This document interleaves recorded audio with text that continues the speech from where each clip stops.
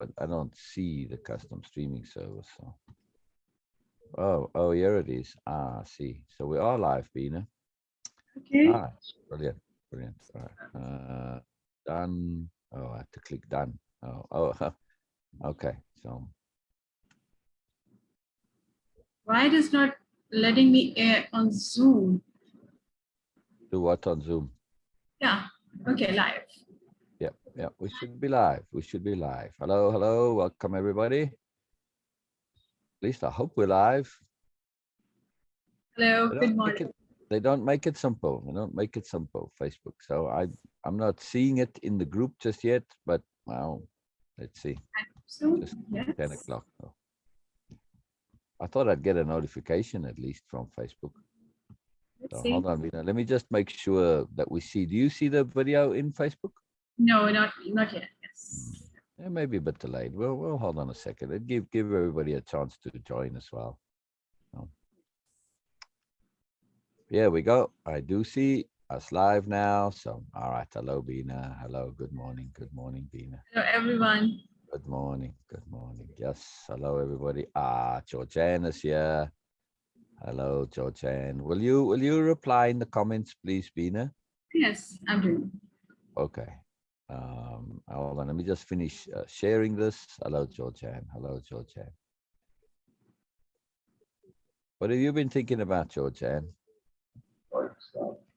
Give us a quick idea there in just like in a couple of overview topics. Tell us what you've been thinking about. Give us a quick idea. Put off your video. Put off the audio on the Facebook video, Bina. Otherwise, we're going to get feedback. Yeah. You can't have Zoom and Facebook live. Yeah, we are most excellent, Georgianne. We are really excellent. We had a fantastic week. Just, every time we do our Zoom sessions, it's just so magical and so profound. I was talking to this about Bina, that, they've always been somewhat of a big deal. And this is our topic, what it takes to really actually change your life, right? So, we do with the participants of my programs, we have live Zoom sessions twice a week, 2 hours each. So, it's quite a commitment. It's kind of a big deal. And that's part of what it takes to have real deep life change, is to really, really put everything into it. Because really think about it. We are looking to change a lifetime of habits. We are looking to change what's become so entrenched, so habitual, we're not even realizing it's kind of mindless. But I'm answering your question of how we are, Georgianne. And so I was saying to Bina, the Zoom sessions they're just so magical now. They've always been magical and profound. But I said something shifted, and that there's an artistry, there's a joy to the Zoom sessions. There's a moreness to it. And that has come, at least for me, from trust.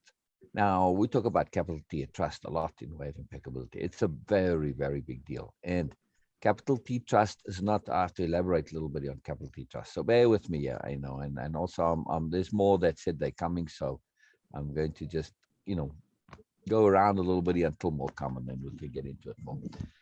So I'll elaborate a little bit on capital T trust. Hang on, let's see. Where's Norma? Norma said she wanted to be here. Hold on 1 second. Let's see.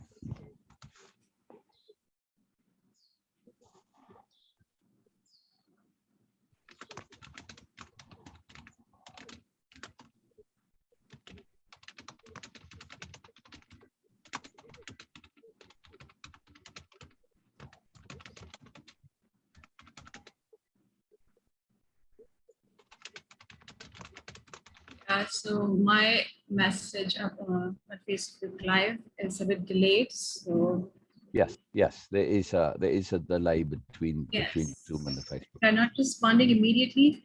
Yeah. Please bear with us because All right. That's all delayed right. messages we are having. Yeah, no problem. Yeah, it's always I think 30 seconds or 45 seconds or something like that behind. So no problem. So I was saying, that the live sessions and how I'm relating to them, connecting to them, and enjoying them, and all this, it's changed, and it's changed because of, for me, capital T trust is a huge deal. And so I'll explain what trust is, and then come to say how this usage and application of capital T trust has made a difference. All right. So the difference between regular trust and capital T trust is that I'm getting some background noise a little bit, Bina. So the difference between capital T trust and regular trust is that, regular trust for most people, it's a kind of a bit of a wishful thinking. It's hope. It's just, well, I don't know what, I just think, I just wish and hope things work out, right? And that's a little bit lame. Whereas capital T trust is based on impeccability, which means we've done everything we possibly can do. We've been thorough, we've been scrupulous, we've been diligent, we've been conscientious, we've thought things through to the end, we've prepared, we've leveraged ourselves in every possible way we can to deal with whatever. So we as ready as we can possibly be. Now we are trusting in addition to our preparations, because, well, there's nothing else to do. And if you don't trust, if you worry, for instance, then you kind of you're limiting your options. You're pulling down on what you are doing. You're going to bring all that negativity into it potentially, and you're going to limit your focus. I'll mention what we're going to talk about in a moment. I am talking about it actually, Georgia. So this, capital T trust is really, really being prepared and being thorough, and it's minimizing risk to the minimum. And it's trusting that even though you don't know exactly how, because you've done everything you can, you are trusting that dealing with the situation will come in some way or another. You trust for things to happen. You trust for stuff to come from inside you. You trust that you will be able to deal with things. And that's a big deal, even if you don't know specifically how. And this is what has been happening for me more and more as I apply it my own self. I don't have to consciously think and do things. I just trust whatever will need to come will come. Same thing for the Facebook Live. Same logic, right? So this connects to the topic, Georgianne, which our topic is what it takes to really actually change your life, right? So this key point of trust, this capital T trust, is one of the ways we absolutely do change our lives. For real, actually. Why? Because we're doing everything we can. And we know this is not enough. We know there's more. There's always more. We're never going to know everything. But it's not about knowing everything. It's knowing what's necessary for us, what's relevant to us. This is the key point that we need to know. Yes. So when we have this capital T trust that's based on impeccability, that's based on us making every effort we can to learn and grow and do and apply, then more comes to us, through intuition, just through being open to the world, through being connected, through being aware, through being sensible, through being open. There's always more. There's always more that's coming to us. And then we really, really start to learn like crazy. And then, of course, through application, we get to change. So I really want to focus on this point of what it takes to really, really, really change, actually change.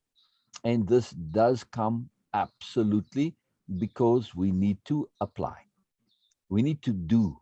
This is a huge, huge, huge, huge point, massive, massive. And that application means that, yes, we will see some wisdom, some sensibility, something that we want to work on, right? I can't take it now. I'm on live. Sorry, Norma, I can't take your call now. One moment. Yeah.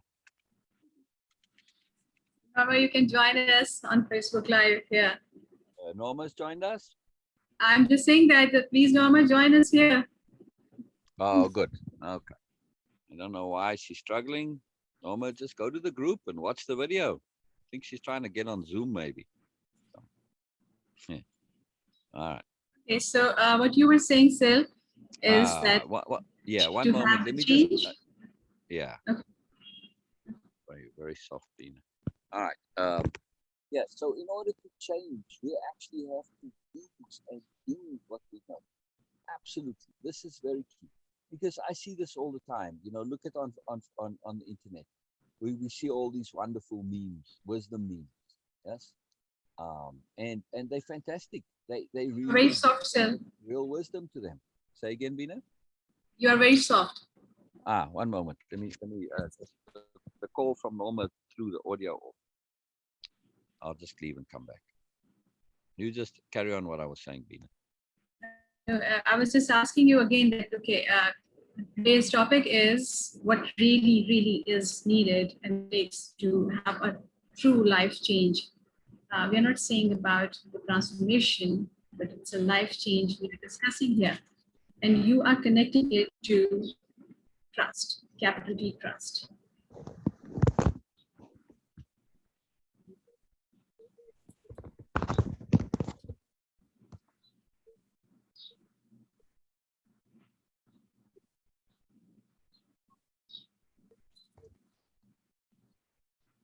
Say again, please, Bina.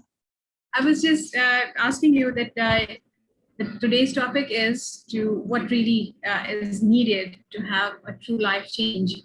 It's not just a transformation, which can be temporary, which can be for limited specific time period or a specific phase of life, but we are discussing actually life change here. And Yes. you are connecting it to capital T trust. Yes. Yes. All right. So I'm going to come back to trust in a moment because trust is built on doing everything that we can do. So the first step in that doing everything that we can do is actual application, right? Which means that if I see something, okay, I'm watching, a self-help video, or I'm looking at a meme that says, some really useful thing to do. Okay, it says be patient. Patience is a superpower. Patience is fantastic. Patience will get you what you need to do. Patience will reduce your stress. To actually acquire real patience is life-changing, radically life-changing. But I read this meme, I see this instruction in the thing, say, wow, yeah, patience is a good thing. I understand, I agree. Oh, patience is huge. Patience is a big deal. That's fantastic. Patience is brilliant. Then what? Do I have patience? No. I just understand that patience is fantastic and patience is huge and patience is a big deal. Okay, brilliant. But we trick ourselves. We think this is learning and growing and changing when we recognize and realize something. And it can be profound. It can even be an epiphany. And we're like, oh my God, patience is so fantastic. Patience is so huge. Oh, and it's true. We're not being phony. We really do think this is a big deal. And we do understand and we do have this epiphany and revelation how brilliant patience is. But what happens the next day or a week later or a month later? Nothing. Where's your patience? Nowhere to be seen. What happened to your realization? Doesn't mean anything, right? It matters nothing. So my point is exactly, Georgia, and some people don't want to change. The key is that we need to actually do something to change. So we need to apply patience. We need to practice patience, or we need to start with practicing being a little bit less impatient. And we need to think about it. We need to understand it fully. What does patience actually mean? What is it really? When I'm actually living and doing, what does patience mean? All right. So this is the key. Now I can get into patience. I love patience. I truly feel patience is a superpower, but we need to practice patience. Now, just think about how often in your life you do get an opportunity to practice patience or to practice whatever else you want to learn. Practice listening to others, practice being more aware, practice being more tolerant, practicing being more strategic, practicing being more adamant, practicing being more forthright, practicing being more open, more self-honest. This stuff, all we know what it takes to really change. Almost all of us, I can interview anybody and ask them, start asking them questions, and pretty quickly they'll reveal all the things that they know they need to work on, their problems, their stuff that they struggle with, the stuff that they're awkward with or uncomfortable with. But what do they actually practice? What do they apply? What do they do? that is a practice for dealing with those things, right? Yes, yes. Again, Georgia, and some people don't want to change. So absolutely, we are going to assume that people do wish to change, right? So this is for those who actually really want to change. And I'm addressing this for people who have genuine, earnest intent, which is a key element for real change. But I'm talking about the mechanism for lasting, real, actual life change. Because so many want to change. And they read every self-help book there is. They take every course, every seminar, all these programs, and they don't actually change, right? Because they're always in that seeking mode, seeking. They never, ever get into doing mode, right? Got to do. That's very, very, very key. If we don't do, then it doesn't make any difference. None at all. So this is the key point that I'm making here. To shift out of looking always to say, I've found stuff, right? Patience, okay? Just take patience, for instance, and integrity, or just patience. One simple thing. Anybody who's into life change and self-change, anyone, tell me how patience is not something valuable to me. Now, if you know that patience is valuable, can you honestly say you do have patience? Now, there's, at least in a general sense, mostly in most situations, okay, I don't mean absolute pure perfect patience, all right, but at least you can say I am a patient person, right? And it not to be BS. How many people can say that who are into actual real self-change and life change? My point here is, if you can't say this, if you know then you know you need to be working on your patience. Yeah. So what are you doing looking at the next self-help book and the next course and the next program? If you are knowing you've got something to do, focus on what you need to do, not on what's further things that you need to do. All you're going to do with adding to, the next self-help course, the next change program, the next, all the stuff that you're doing, all you're going to do is add to your list of things that you actually need to do and practice and apply. So this will just go on forever. It doesn't actually help you to know more of what you need to do. Do the things that you already know to do and do them. So if we look at this, yes, exactly. We need to have discipline. That's exactly my next point that I was going to say. So now we can say, all right, if we just ask anybody here, Norma, I hope you're listening. So if you are, make a comment there so that we can know you here, Norma. Make a comment underneath the live video. Did Norma make a comment? Not yet from me. Oh, okay. All right. So anybody who's here, who's listening, it helps us to see that you hear comments. Yeah. All right. So we'll just chat to Georgianne. Nobody wants to join, Georgianne. You get us all to yourself, which is brilliant. Oh, very cool. Yeah.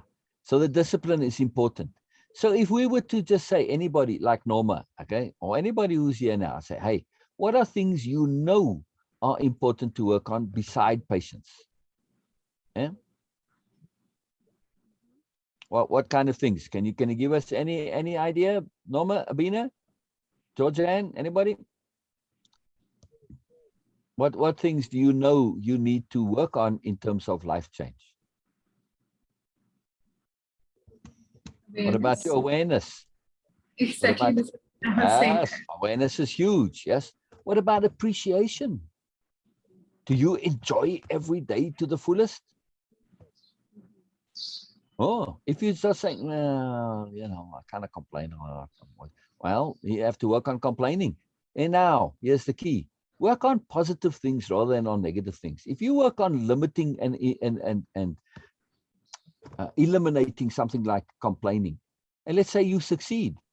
So, okay, you don't complain anymore. Does that mean that you really enjoy every day, that you really appreciate every day, that you relish every day, that you find every day delicious and scrumptious and wonderful and awesome and fantastic? No, you've just stopped complaining.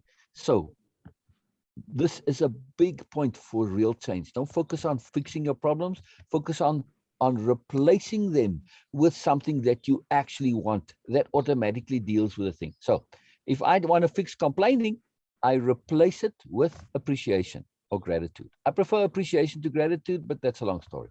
So we replace it and it automatically takes care of the problem. If I learn to truly appreciate, how can I complain? Yeah, can't do that. All right. So beside awareness, beside appreciation, what other things can we work on every single day? We had tolerance, discipline. What else? What else?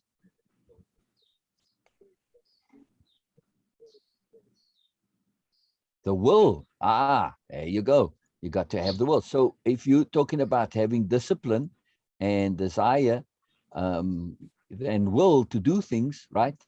This means that we need to have energy for those, right? So if we don't have the energy, so we're working on motivation. And this is key. If your energy is being sucked by all sorts of things like being impatient, things like not being fully honest. Yes, I know a lot of people are honest, but they aren't always honest with themselves. It's quite a different thing. And that's that lack of self-honesty that drains our energy like crazy. Being impatient drains your energy. Complaining drains your energy. Worry and anxiety, oh my goodness, what ridiculous energy wastages those are. Horrible, horrible, horrible. So what's left? Where do you have energy to be motivated? Yeah, Bina? Yes, and Georgian said sincerity. Sincerity, exactly, exactly. We need energy for this. All of this stuff requires energy. So if we want to have lasting, actual, real change, first we have to get out of that seeking mode and we got to get into doing mode, into application mode. Step number one, right? Because otherwise nothing's ever going to happen. You can think that you've had all these epiphanies and you get all the stuff.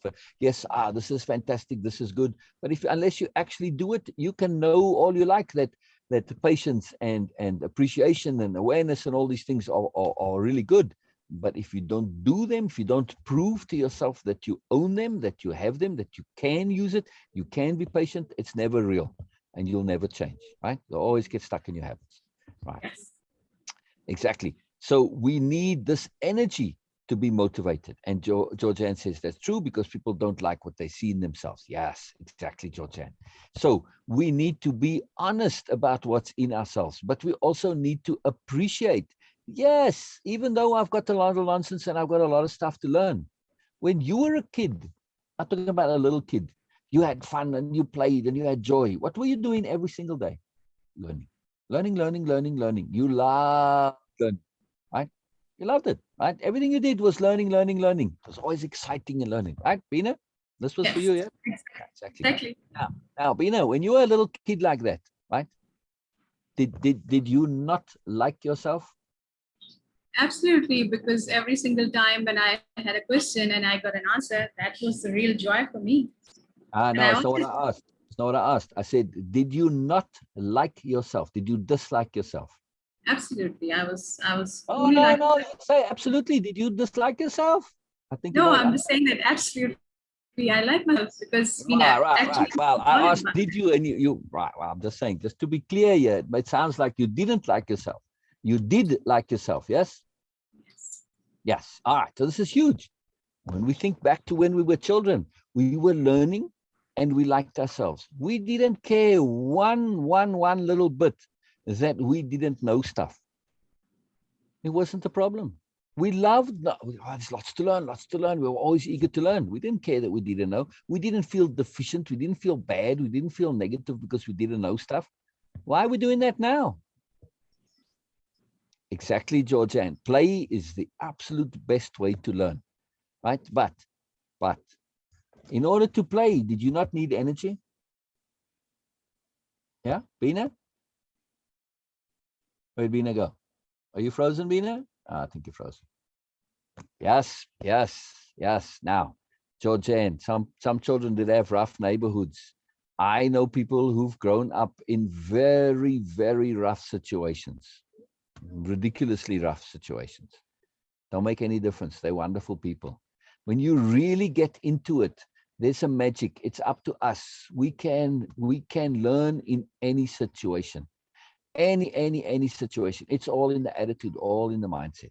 There are some people who had very easy childhoods, right? Grew up in Childhoods, yes, exactly. But Georgianne, it's a bit of a myth that we are, just because you grew up in a rough childhood, this is an excuse to not learn and not grow. That's it. There's no reason you cannot learn and grow. There are many, many, many wonderful people who grew up in rough neighborhoods and rough families. I know them personally, right? I also know people who grew up in very privileged environments with wonderful parents, and they turned out to be horrors and dreadful people, right? So it's up to you, not the environment. It's up to you, not the environment, right? So that's just an excuse that we use. Yes, it may be, more challenging or whatever, but it really, in the end of the day, it doesn't matter. I know for a fact that the people who have grown up in really challenging lives, and me myself, I've had many wonderful challenges in my life. Been up, been down, been homeless, whatever, all sorts of magical stuff. Lived out in the middle of the nowhere in the desert with nothing, stuff like this. All right. All of those magical, magical, magical experiences. Exactly. All of them were experiences of learning and growth, of awareness. And once we click that life is this great big school for teaching us to be more aware, to think, to grow, to learn, it's all about learning. It's all about adding to our awareness, our ability to know more, our ability to understand, our ability to be more competent, more efficient, more effective. This is what life is all about. Every single situation you're in, if we just switch it from, is this fun, is this nice, or is this good? When we start looking for the learning and we enjoy learning, well, then it doesn't matter what situation we're in, because we're always learning and we enjoy learning, so it's always fun, right? What's the difference between a challenge and a struggle? Just attitude. What's the difference between being on an adventure or being lost? When people are lost, they're like, oh, I'm lost. I don't know where I'm at. I don't know where I'm going. And they're just basically complaining, right? But when you're on an adventure, you say, man, I don't know where the hell we are. Oh, this is fun. This is great. We're on an adventure. Ooh, let's explore. Let's figure it out. Let's go. Right? Attitude, mindset. Yes, absolutely. It's all depends on us, right? But when we understand that life's all about learning and growing our awareness, now we start to see everything that happens is there with us. Everything has a lesson, man. Absolutely everything. You're standing in the supermarket and the lines are really long. What do? Complain. Oh, they don't have enough tellers. Like, I see all the open things, and why don't they have enough tellers? Look how long these lines are. Instead of saying, I got an opportunity to practice my patience. Brilliant. See? I got an opportunity to practice studying people and observing them, watching them in the line, practicing my people reading skills, practicing my awareness skills, practicing my ability to just hear and listen and to commune with the world and to be in attunement with the world. I don't know, there's 101 things you can practice standing in line. I know, because I practice, whenever I stand in line, I'm always practicing all 101 things.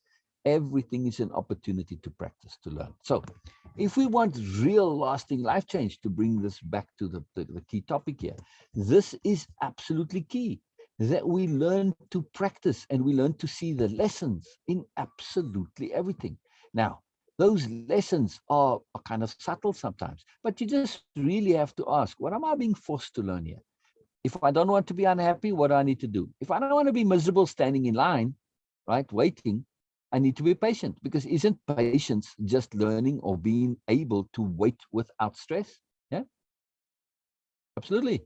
There you go. Very simple. So learn to wait without stress. Now, in order to truly wait without stress, to truly be patient, and this is why I so love patience, is because then if you're going to stand in the line and be able to wait without stress, does this mean that you have to be content with yourself, be happy with yourself, have just a joy of being you, no matter what you are doing? You just like being, you just enjoy being. You don't have to be doing something. So what does I care if I'm standing in the line or not? I'm happy just being me. That makes no difference to me. It's all good, right? So that's kind of an endpoint goal, to get to that point of being, right? So this is where we want to get to that stage. But at any rate, we can add to getting there, to get to real life change, by practicing. Patience, we get opportunities to practice patience all the time. We get opportunities to practice being aware all the time. Just challenge yourself. What am I aware of in the line when I'm standing there? Am I aware of the other people? What are they thinking? What are they feeling? What are they doing? Do I understand them? How do I connect? Am I aware of the moods, the energies? Am I aware of my own self? Am I aware of what I'm thinking, what I'm feeling, what's going on deeper in me? Am I aware of what's bothering me? Blah, blah, blah. Lots of stuff to be aware of. Awareness is really potent. Yeah.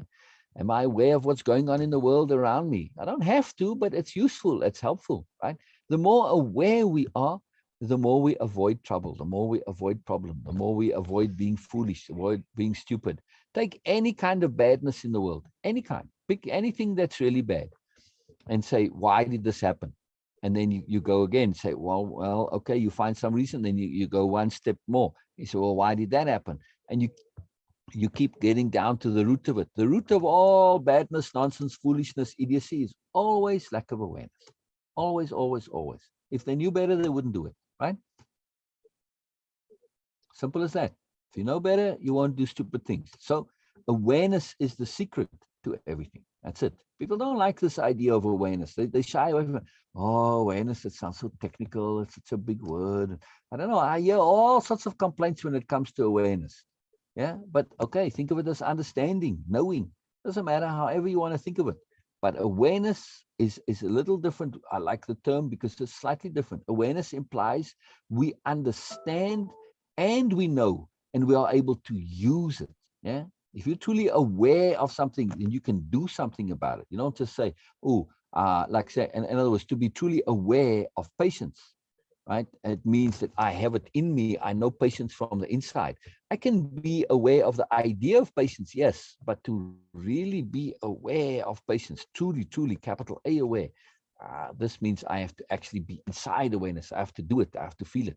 I have to have the experience of patience. I can't just have the idea. An idea is not awareness, right?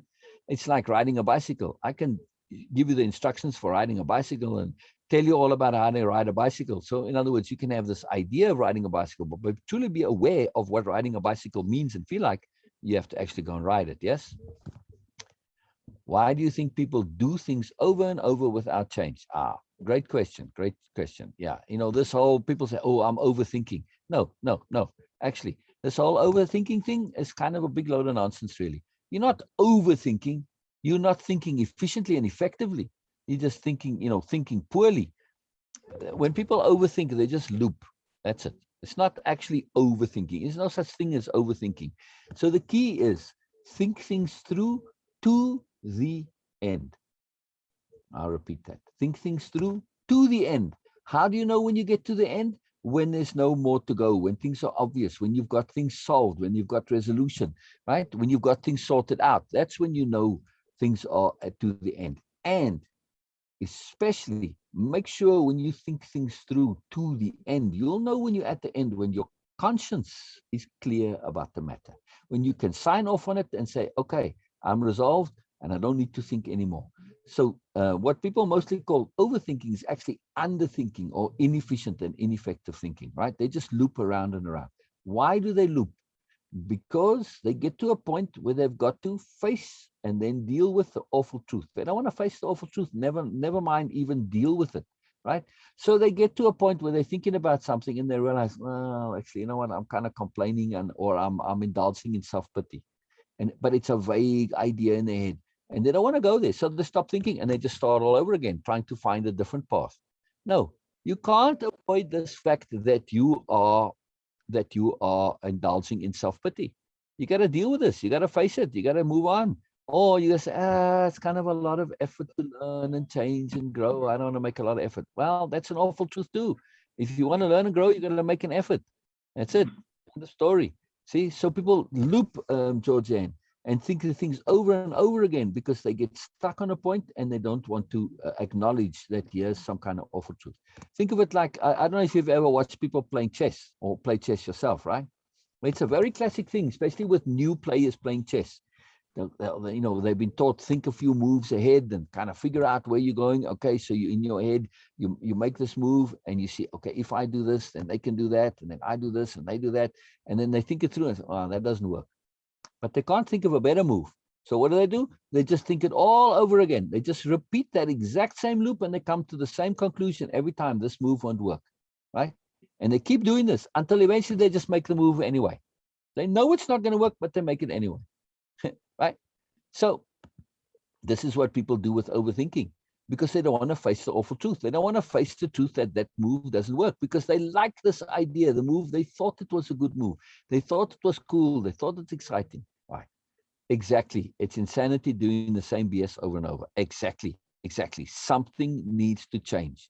And that thing that needs to change is that we have to learn to face and deal with the awful truth. That's it. Okay, so I'm a complainer. I'm a whiner. I'm indulging in self-pity. I've got impatience, whatever. My awareness is very limited. I'm not as smart as I thought I was. Well, nobody's as smart as they think they are. Compared to the universe, we're all a bunch of nincompoops. Let's just get used to it. Right, Bina? Yeah, you muted.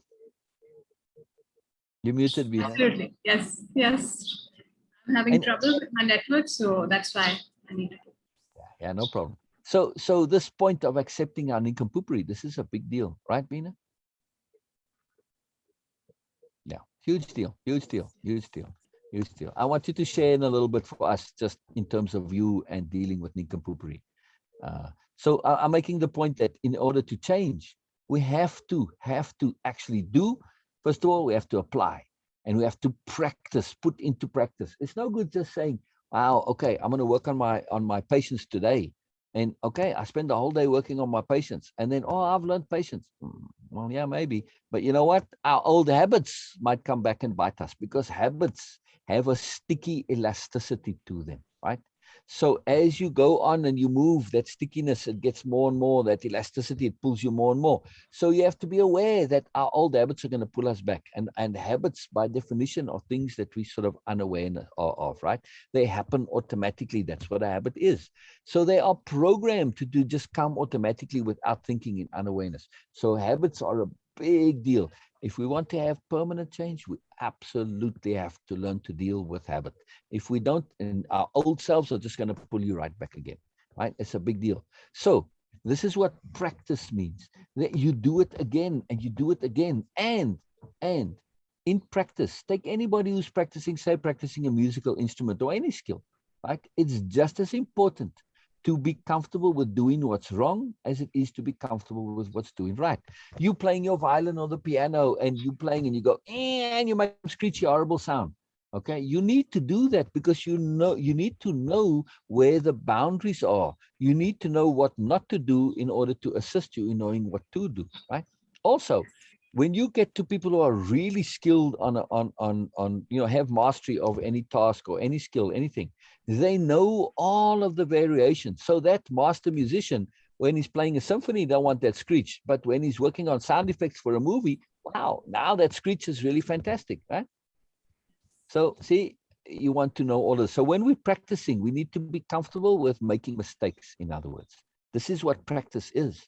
You exploring your subject, exploring your topic. For real change to happen, we need to get comfortable with making mistakes, because this is, otherwise we won't be able to practice, and you will never obtain mastery of any skill. Never, never. Sorry, it won't happen. That's it. It won't happen. Yeah. I mean, you'd be like somebody who's learned to speak a language by just learning the sounds. They don't know what the words mean. Like, they do, some of the actors, they need to speak a foreign language. They don't speak the language. They just copy those sounds exactly. And then they have no idea what they're saying, but they just can play the sounds, right? So if you don't practice and you're not comfortable with making mistakes, we kind of learn in that way. That's a bit hollow and empty. So we want our learning to be real, which means we know where the boundaries are. We know what doesn't work. We know what does work. Anybody who's a master of their craft knows all of the things. And sometimes what doesn't work in one situation works in another situation, right? Like I said with the music. So this is absolutely key. It's really, really critical. Yeah. Jan says, practice what people preach to themselves instead of other people. Yes. That's why, Georgianne, that is true. Making mistakes can bring about change, not unless they are stuck stupid. Exactly. Now, most people don't, they are so worried about looking stupid. They got so much self-importance that they can't learn. You see it with kids sometimes. They say, oh, I knew that. No, the hell, you didn't know that. Don't come and try and pretend you didn't know that. You're just trying not to look stupid. They're so afraid of looking stupid that they cannot admit and acknowledge that they need to learn. which means they don't learn. They just get stuck in always defending themselves. Oh, but I'm not stupid and I knew that and all this, and they never learn. It's a really dreadful thing. So if you can't acknowledge that you need to learn, if you can't acknowledge you're a nincompoop, we're all nincompoops compared to the universe, well, then you're not going to learn. You're not going to change. So this brings us to another major key point for lasting real life change. You have to make peace with the fact that compared to the universe, you're a nincompoop. Now, just because you're a nincompoop compared to the universe doesn't mean that we have to be, absolute fools and idiots in life. No. I can be enough and I can also be more. If I get to a point where I know compared to the universe, I'm nothing, but compared to what I was, I'm really happy. Yeah. I mean, even now when I look back, at once upon a time, I used to poop in my pants every day. I don't do that anymore. So I've learned, I've grown, right? Yeah. So we learn, we change. Yeah. So just because, we used to do foolish things and we are foolish doesn't mean we can't learn and grow and change. And we cannot get to a point where we enjoy living. Yeah. We can do that even though we're nincompoops, because nincompoops also know how to have fun, right? So we can embrace the positive side of being a nincompoop and not get caught up in the negative side, right? It's really cool. So this is a major big point when it comes to actual real life change. So tell us more about nincompoopery, Bina. I'm talking too much. But I have a question that, yes, we got this, and we have every single day we learn and we read, we see a lot of life-changing, life-transformative concepts and ideas, and mostly, of course, free also available to us. And we do that, okay, start applying all these things. Where we lose the connectivity to that, and why we lose that, consistency, continuous application of that. Why we lose that? Why we lose what exactly? Why we lose that connectivity to the new acquired knowledge and profound ideas of life transformation we get from internet, from coaches, from therapists, wherever, from books. Lack of practice. We get into that and we get some value, and then we get derailed from that, sidetracked completely. Yeah. Why it happened?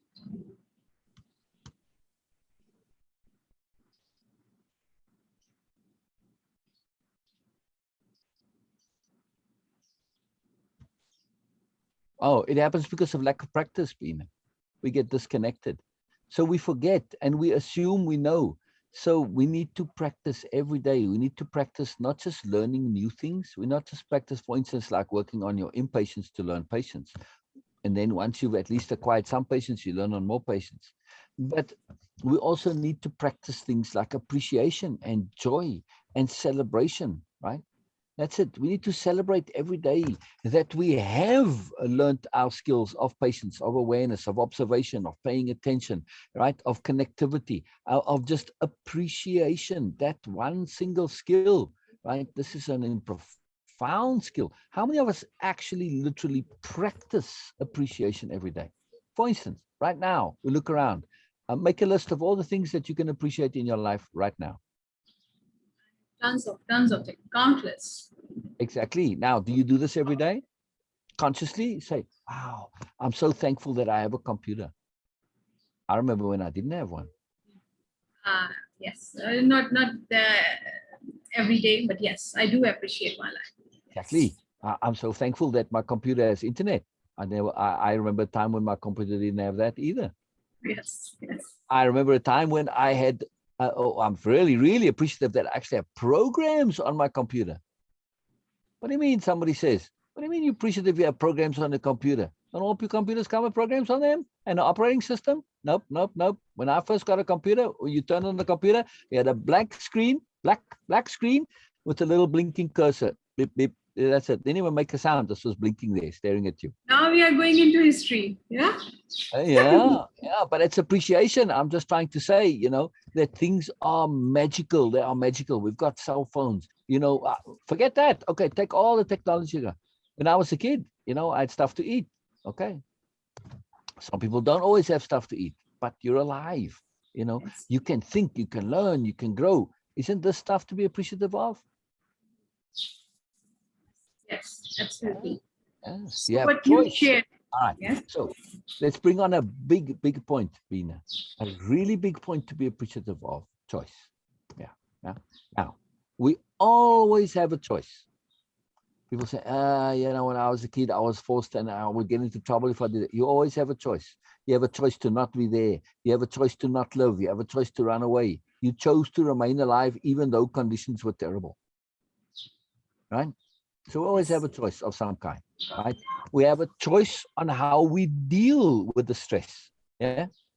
And it's a yes, big difference. It's a big difference. Now, when I was a kid, we used to get canings at school, right? Now, I saw some of the boys on a challenge, on a day, would do something and basically, deliberately get the caning. Let's put it that way. So when they didn't want to get a caning, then it was a very stressful and, much more of a big deal and horrible and unpleasant. But when they did it deliberately, they could deal with it a lot easier. And they're like, come struggle away. And like, and it wasn't so bad. Well, because they had that deliberate attitude. And this is just in general, when we come to stressful things and unpleasant things, if we get into them deliberately, we can deal with them a lot better. To give an example, right? When you watch the TV show Survivor, hey, where'd you go, Bina? I can't see you. When you watch the TV show Survivor, right? In that show, every single show, they always had the episode where the players, yes, the participants had to eat insects or horrible things. I don't know, some really unpleasant, horrible stuff, right? Every single time, right? And they all pretty much did it mostly, right? They ate that horrible stuff. Why? Because they wanted to. They would never eat it in ordinary circumstances, right? But they wanted to. They chose to. They did it deliberately. So I'm trying to make the point that when we do things deliberately, it changes how stressful those things are, right? So when we are getting real lasting life change, this is another major key point in actually changing. It is learning to live deliberately, right? It's what we do in Way of Impeccability. Yeah. We learn to live deliberately. Yeah. Yeah. Yeah. Yes, exactly. And Georgianne, our things sometimes take a long time for us to click to learn, right? So on Survivor, they didn't really have to survive eating that horrible stuff. I mean, they could have quit any time from the game, Norma. So there was no necessity for them to eat that stuff. They wanted to stay in the game. They wanted to. They had a choice. So I'm making the point that every single day, when we are looking things to appreciate, this is the thing that we can appreciate, especially that we do have choice. We have a choice how to react. We have a choice how to feel. We have a choice how to appreciate. We have a choice what attitude we have. We have a choice what mood we choose. We might not think that. A lot of people, what do you mean I can choose my mood? What do you mean? What do you mean? I don't choose my mood. I wake up and I feel bad. And, I don't know, there's all sorts of stuff in the world. I don't choose how I feel. My mood is, depends on what's going on around me. Well, actually think about it. No, it's not. If I came and paid you $1 million to change your mood, would you change your mood? Just like that, you change your mood. All those grumbling complaints would go away in a minute, and you'd be all cheerful and happy. See, and we can put you on a lie detector test, and you for real change your mood if I offer you $1 million to do it. So I'm making the point that we can deliberately change our moods. It just takes a bit of practice. That's all it does. Like everything else, but a practice, right? Mood management, changing your moods deliberately. You can do it. So when we do that, exactly. Yeah, they wanted the money. It was a choice. Exactly. Right? It's a choice. So this point of celebration and appreciation every day, celebrate the fact that we have choice. The saddest thing I see in the world is where people have become convinced through all sorts of reasons and conditioning and pressure, to be obedient and all sorts of stuff. They really do not believe they actually have a choice. They don't know that choice itself is a choice for them. It's a choice for everybody, right? They're not aware of it. They do make choices, but they're not aware that they actually make choices. They make choices to believe. They make choices to accept. They make choices not to complain. They make choices not to object. They make choices not to leave. They make choices to stay. They're making choices all the time. They just don't realize it. So the key part of actual lasting life change is to not only realize you do have choice, but to actually make those choices and take full responsibility for your choices. Right.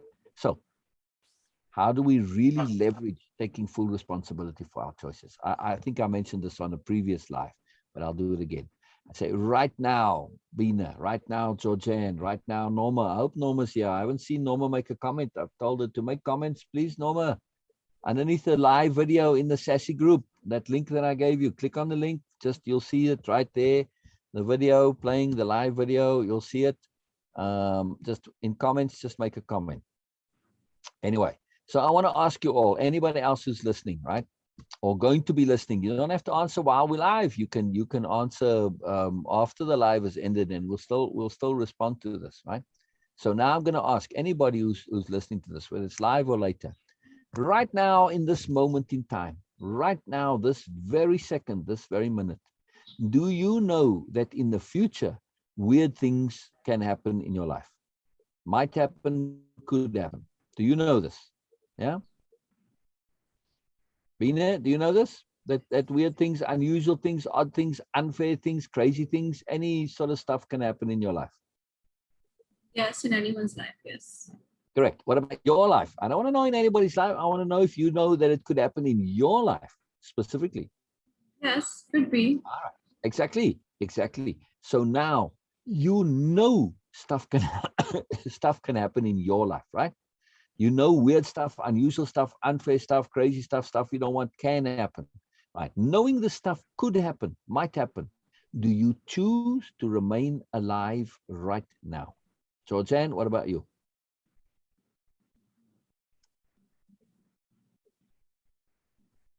You choose to remain alive. Do you, Bina? Yes. Yeah. What about you, Georgianne? Do you choose to remain alive? I would assume so, right? Now, when you said yes there, that means you are taking responsibility for your life. Are you not, Bina? Yes. Yes. Right. So when that stuff happens, whatever, if it does happen, I hope it never does, because, you're really practicing awareness and living strategically and living deliberately and living openly and embracing change and embracing growth and embracing awareness. So, you're on a path of learning. And when we do that, life tends to help us, and we tend to not have unpleasant surprises. Unpleasant surprises usually come when we've refused to learn. But when that stuff does happen, if it maybe does happen, are you not going to say, whatever, then why, and moan and complain? No, you can't complain, because you're going to remember this moment when you chose to remain alive, knowing it could happen, right? Yes. Right, Vina? You can't complain anymore. Yeah. So this is a major point for change, right, Georgianne? You can't complain anymore because you chose to remain alive. No more complaints. You've accepted responsibility for your life. Yeah. All right. So now, when we're on this lasting change, when we accept responsibility for living, we also have to accept responsibility for changing. Either we suffer and continue to suffer or struggle or have unpleasantness in our life. And if we say, well, it's my choice. Okay, it's your choice. Don't complain. Right. But if you want to change, then make the choice to change. So when we really want lasting change, we accept the responsibility for change, for choosing change, for acting on change. Yeah. Very, very cool. Very, very cool. So this is a big point when it comes to lasting real change. Right. Now, one last point here before we end, right? Because I want to hear from Bina, just overview, thoughts, recap. One last major point that I want to make. So when it comes to lasting real change, yes, we've said, we all those points we made, right, about choice and awareness and practice and understanding all of this stuff and doing. The major point is doing for lasting real change. But sometimes we also have to acknowledge that, hey, I could use some help in this. I could get some assistance. Yes. And that's important. That's important because, yes, we need to learn for ourselves. But when you do it with others in conjunction, and you've got a partner or you've got somebody who can facilitate your change, can share your change, then that makes it a lot simpler, a lot easier. We can grow and change a lot faster. Now, I have to do the changing. I can't have somebody tell me exactly. I have to listen to what they say, think it through. Does this work for me? Doesn't it? Do I accept it? Yes. Do I own it? Yes. Do I practice it? Does it work for me? Yes. I've got to do the stuff, but I can still get a lot of value from being with somebody who has some ability and idea to share tools for changing, right? They can't tell you how to live. They can't tell you how to be. They can't tell you how to think. They can't tell you what to believe, but they certainly can give you tools, right? It's like you building your house, but somebody can come and show you how to use the screwdriver and the hammer and the saw and all the other tools for building your house, right? So this is what, when you do, if you're looking at any kind of life change program, self-change program, look carefully if they are telling you what to believe, if they're telling you, here's my system, this is what you should be doing, this is when they're telling you, as opposed to when they are providing tools for how to do what you do, right? So this is what we do in Way of Impeccability. We just provide tools, we facilitate, you put it all together, we connect you to what's important to you. But anyway, it's not about Way of Impeccability, it's about real change, lasting change. So this last point is very important, to make sure that you don't have to be alone. If you're struggling, find some assistance. You can find it anywhere, everywhere. Just be aware of what you are looking for. You are looking for people who are sharing, not telling, right? If I share my progress, my journey, Rachel was talking about using the Sassy group as a personal journal. She's sharing her growth. She's sharing what she's done. This is what the group is designed for. It's not designed for people to come tell you, here's your advice, do this, do this. No, that doesn't help me anything, because the moment I hear somebody telling me, my brain switches off, right? People telling me, I'm saying, you're taking away my choice. I need to choose what's real for me. If I just do what you tell me to do, I just become a clone. I just become a robot, really. I don't have any real independence. So this point of choice is absolutely essential to real change. If you don't choose your change, it's never yours. You're never going to own it. It's never really going to be real. And you're just going to end up being a robot. Action is key. Exactly. But it has to be deliberate, conscious choice of action, Georgianne, not just copying what somebody says. If you copy what other people say, you're just a robot, right? I mean, look at people who grow up in cults or whatever, or conditioned situations. They just become these empty, hollow people who are just obedient and doing yes, yes, yes. Or even people who go and they take on a big self-change program course from some guru, and they just do whatever the guru says. Are they really real? No, they're not very real. They're but hollow, right? And how long does that typically last? Not all that long. Yeah, unless they get really stuck into it. But even then, eventually, typically they break out of it and say, oh, because they are not choosing. We have to choose deliberately, and we have to learn how to choose deliberately. So we have to learn to think things through to the end. And second major key point, not just learning to think things through to the end, but learning to be able to perspective shift so that we can see multiple angles, not just see black and white. Black and white, if that's all you see in the world, you're going to end up living in a gray world. Not so fun, boring. Yeah, not for me. Thank you very much. So perspective shifting means we learn to see the colors. See, that's why I have colors behind me. Perspective shifting, see? My diagram. So this is very key. Very, very key for real lasting change. The absolute most important key is doing. That's why for us in all our programs, we'll say 100 times a day, pretty much always. We're just repeating this every time. Without application, it's all meaningless, right? We have to do. Bina, give us a recap. Give us a recap, please, Bina. It is I was jabbering away. I was hoping you'd ask me more questions and talk and share, but all right. I was on a roll. It's okay. No, it is so huge to recap, because it's a very big thing, and I hope that people really get the real value out of it, because you shared such a key points about the real transformation and true life change we are talking about. For me, it is first you have to have a vision about that, what you really want to change in your life. Because if we just keep following whatever universe is throwing in front of us, yes, it is, but it has to be deliberate, and we have to pick and choose. Again, it's choice, that what we really want to change in our life, in ourselves. We have to have this clear vision about that.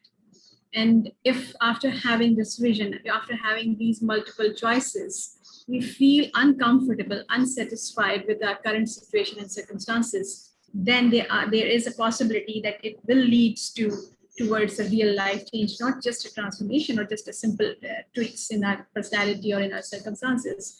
Because first we have a vision, what we really want. And second, we are not satisfied and uncomfortable. We are feeling uncomfortable about our current situation in life.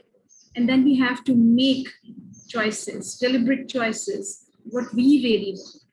After following these 3 steps, I don't feel that there is any possibility for procrastination, because once you get the real, true desire from your inside and make deliberate choices, there is no chances for procrastination or just leaving this thing. But still, we need some guidance, we need some assistance, we need some support from other people, from other sources, not necessarily people, but from sources also, like internet, your books, or sessions, whatever we can avail. It is to get more clarity and more understanding about that. And after that, once we really shift, I feel personally, we lose connectivity because we get isolated.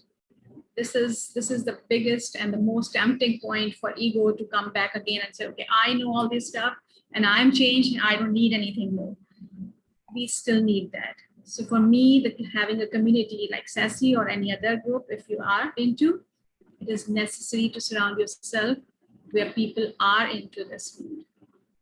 This is how we keep connected to this life transformation we have chosen for ourselves. The connectivity is a huge, huge deal for me. Connectivity keeps the continuity. So this is really, really vital for me. And then again, doing, and I think that again, I'm saying that once we are uncomfortable, we know that what we are not and who we want to be, there is no chances we will procrastinate or leave things like that. This is going to lead for me for the real true life change. Exactly. Huge. Very cool, Bina. Very cool. Georgianne says, really like the session. Thank you. I think she clicked off. I still don't know if Norma was here or not. Here, Georgianne. Thank you for being here. Yes. Thank you very much, Georgianne. That's very cool. So again, for anybody watching, not the live, because the video will be up. I'll leave it up until I make the next event next week sometime on Tuesday or Wednesday. Facebook, when you watch the video, even when it's not live, and you make a comment, it puts a timestamp behind your comment. So at the point of the video where you're commenting. So if you have a specific question, pause the video, make your question, and then we'll know exactly at what point. If we need to go to that point, we can look it up if we don't know what you mean. But still, we will answer all questions or respond to all comments, whether you made them live or not. You can make them anytime and we'll respond to them. It's not a problem. It's always our pleasure, So great, brilliant. All right, thank you very much, everybody, for being here. This is magic. Thank you, Bina. You have anything you want to add? No, thank you so much. Thank you. Brilliant. All right, so now the part that I don't remember was how to end the live. I know I can end it on Zoom, but I don't know. Okay, maybe it does end the live as well. Let's see. Stop live stream. Oh, I see. Okay, there we go. So I'm gonna end it in Zoom. Okay. So did it end it on here in Facebook? I don't know. Yeah, seems like it. Oh, I don't know yet. Yeah, it just stops playing. All right. Yeah, there we go. Okay. It just adds that 30-second delay. So I do end it in Zoom, Bina. All right. Okay. So I'm learning every week. I still know what happened to Norma. Did you see Norma come some point, Bina?